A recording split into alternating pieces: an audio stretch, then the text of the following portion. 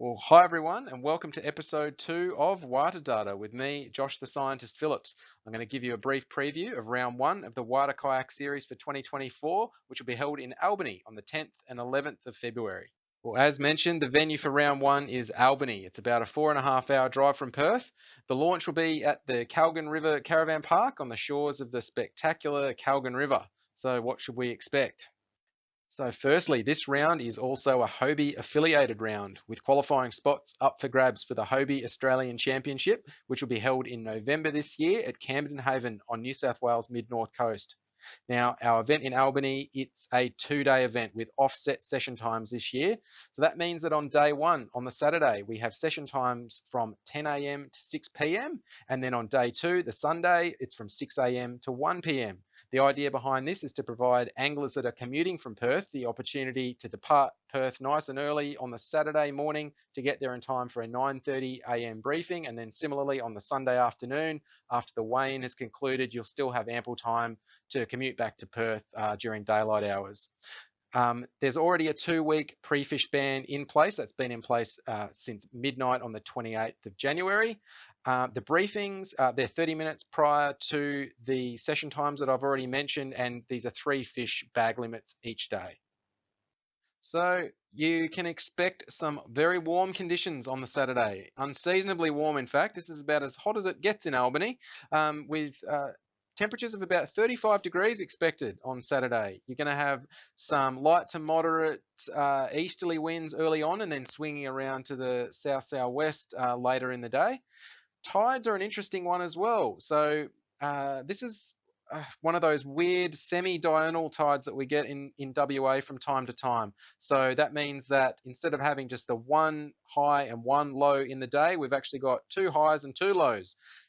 The low tide is very early in the morning, and then we've got sort of a midday high tide followed by a very small run out and then another run in later in the day. So a really weird combination of factors coming in for anglers this weekend. So I'll be very interested to see how this might affect people's strategies and how it affects the bite as well.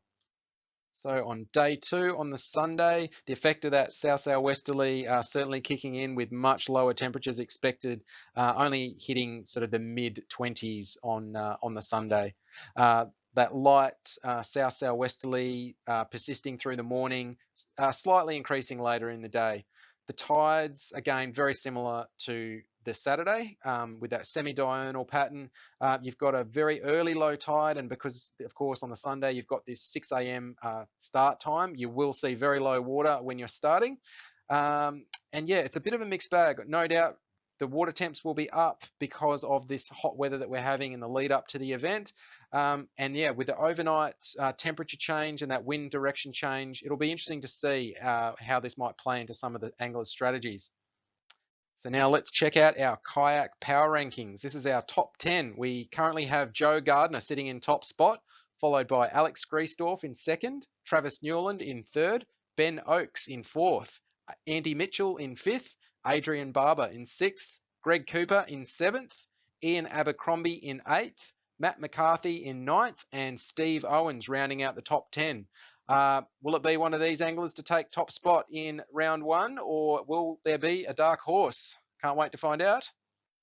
So now this is the subset of the power ranking specifically for Albany kayaks. Now this is an interesting one here because we've got Travis Newland sitting in top spot in the power rankings. Now Travis hasn't actually won a kayak round in Albany previously. So will this be his maiden win in Albany for the kayaks? Let's see. He's certainly won multiple boat rounds down there.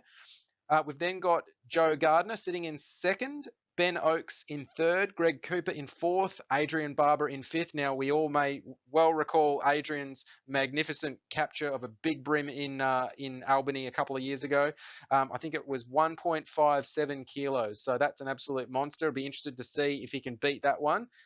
We've then got Alex Griesdorf in sixth, Jared Stevens in seventh, Mitch Vane in eighth, and Ian Abercrombie in ninth, followed by Andy Mitchell rounding out the top 10.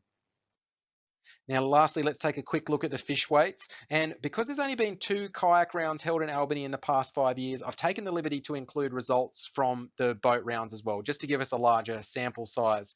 The other thing I'll point out is that because Albany's typically been a grand final venue, most of these results have been from November and December. So this is the first February round that's been held in Albany. So it'll be really interesting to see how a February round compares to some of the historical data.